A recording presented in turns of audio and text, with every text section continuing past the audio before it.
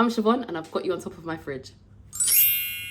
Hello and welcome back to another episode of Fridge Talks. This is episode 6. This series is all about me talking about my journey into self-improvement and trying to better myself, and also getting my first self-published book. I've basically been on a journey to self-improvement and just changing my life around. And I've basically set myself this 90-day challenge to do all of that and have it done by, I think it was January was the date that I had put in. And I was really excited. I had so much vim to begin with and I was really going for it, man. Like, you know, I was really putting in the work. So I started in October. It's currently now November. So 30 days in. And my initial plan was to do an update after 30 days. But what has happened is I've realized that I don't want to do it anymore. And here's why. Number one, I became more focused on the logistics of it all. I was really excited to start this journey, and I had so much vim and I had the adrenaline rush of, okay, let me do this board, let me do this spreadsheet, let me do this, let me do that. I got myself bogged down with the logistics of it all. Everything sort of felt like it became about crunching numbers, hitting goals, ticking off lists, marking things down on a calendar. And while this new way of living was allowing me to get closer to my dreams, like I could see it was working, I became more obsessed with rushing the journey. I became more obsessed with trying to rush into my goals. And I felt like that was kind of taken away from me actually enjoying the journey and the process. Put it this way, if I was baking a cake, it was almost like me rushing to put the eggs, the flour, the milk, butter, I don't know how to make a cake, I'm just guessing, and like really rushing and not really mixing it well and flinging it in the oven and expecting the cake to be beautiful and to taste gorgeous, because it's had time to marinate on the flavor. There was no marination taking place in the way that I was doing things. I wasn't taking time to reflect. I wasn't taking time to enjoy the process. It became about, I need to crunch these numbers. I need to get the goals done so that I could, and that I realized what it was all about. It was so that I could then be like, I did that to people. Like, yeah, I completed my 90 days, guys. Like, I did that. Validation. That's what that was about. And I think I kind of realized after the 30 days that, okay, this journey has really changed my life so far and I'm really enjoying it. And I would like to take some more time to enjoy it, please. Like, why am I rushing? You can't rush art. You can't rush greatness, okay? And also, most of the goals that I had set for myself was about personal growth and about healing. And healing is not something that you can rush. You can't fake growth, okay? You have to take your time with it. You have to water seeds. You have to make sure the soil is good. You have to make sure that, it's getting everything that it needs, nurturing those seeds. And I don't feel like that 90-day challenge was doing that for me. I think it gave me the initial, like the seed was planted. I think it gave me the initial, okay, this is what I need to do. But it wasn't allowing me to nurture what it is that I had to do, if that makes sense. And so I was enjoying the process, even though it was painful at times. And I just didn't want to rush that. I wanted to take my time to understand how seeds grow. Okay, so the second reason that I wanted to quit at this 90-day challenge is because I came to the conclusion that you can't believe everything that you see on YouTube. You can't believe every self-help book out there. Those are based off of someone else's idea of how you reach your goals. Only you know how you best reach your goals. And I think that is something that this journey has also taught me. I definitely gained a lot from watching other people doing their 90-day challenges, other people doing change your life, rebrand yourself in a month. I learned things from them. Just because they can rebrand in a month doesn't mean that I can. That was kind of hard to acknowledge at first. I was like, am I doing it wrong?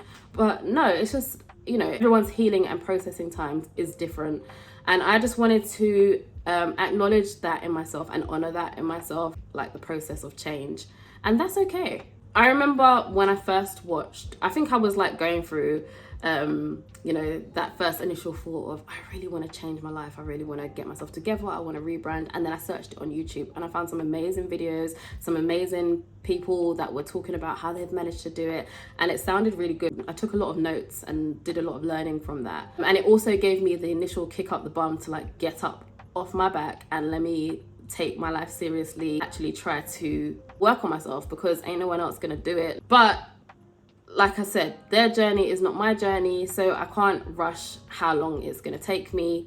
But I will say that those videos gave me the vim. It gave me Like, okay, it was seeing them doing it themselves, seeing other people change themselves, and like they have pictures of how they used to look and how they look now and how they've had a body transformation, and how, so it was inspiring more than anything. And that's probably what I took from those videos, is the fact that it's inspiring, seeing someone else's journey and seeing how determined they were to reach their goals, and they actually successfully did it. But I just don't feel like you should rush or put a timestamp on how long it's going to take you to become the best version of yourself, because I feel like that should be an ongoing process. Okay, so the third reason why I decided to quit this 90-day challenge is because I'm done with being impulsive. So I can be quite impulsive in terms of like life decisions and like setting goals for myself, and oh my gosh, let me pick up this new hobby, let me start beekeeping, because why not? Like, we need to save the bees, you know? Like, I can just pick up random hobbies. Like, it gives me a really good adrenaline and dopamine boost to be like, yeah, I learned how to do that. And I find that I know like little bits of different things here and there. Like, I've got a good like wide knowledge of how to do random things for some reason, and then I just drop it off. Like, it's almost like I've conquered that in my mind, and I'm like, yeah, I'm done with that now. Well, Siobhan, you've bought all of this new stuff, you've got all of these new tools sitting in your house, you know, paints and pens and hot glue guns and just stuff.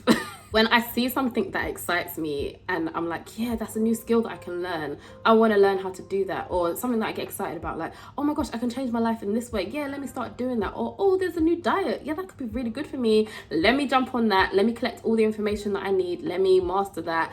And then by like week 3, I'm like, yeah, I'm done with that.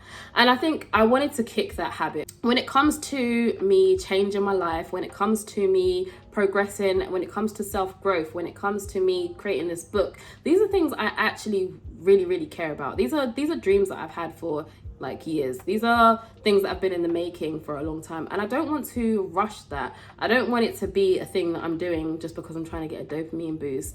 I want this to be like a habit that I continue.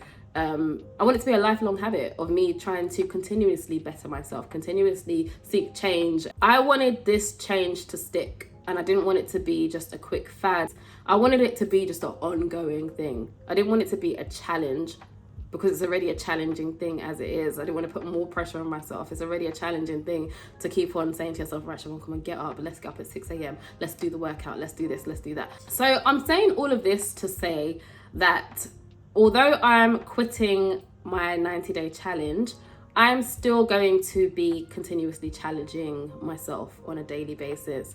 I'm still working towards the goals that I'd set out for myself, but I'm just not putting so much of a time restriction on when it needs to be completed by. I'm not putting a time restriction on when I would like to finish working on myself by, when I would like to become the best version of myself, when I would like to feel more secure in myself. Like, I don't need to seek validation from people and feel like I've got good relationships. You know, I don't want to put rush on those things, because these are things I've probably been dealing with for years, and it's taken years for me to get to the place that I was at. So I can't then undo all of that in 90 days. Like I said, that's not to say these 90-day challenges don't work. I definitely think it's good to give you the initial kick up the bum. I want it to be a seed that's watered and nourished, and, you know, make sure that it's planted in good soil. It's all about seeds and good soil. So did I fail my 90-day challenge? I would say no. I've done 30 days out of the 90 days. That's a third. And I'm not mad at that, taking home the W, because the way that I see it is, it's not about crunching numbers. It's not just about ticking stuff off of lists. It's actually about making a permanent change. And I don't think I would have come to that realization if I hadn't started this challenge in the first place. So I don't think it's that I failed. I think it's that I have passed go. Yes. So this is me signing out 30 days out of 90 days of my challenge. And I'm not mad about it, to be honest with you. Obviously, I'm going to continue to track my journey. I'm going to still obviously be continuing with uploading videos. If it wasn't for that 30-day challenge, I wouldn't be on video number 6 now. Yeah, that's probably everything that I've got to say on my 90-day challenge. I'm proud of myself for getting this far, and I'm looking forward to seeing what's going to come next. I hope everyone has an amazing rest of the week, and I'll see you on the flip side. Peace.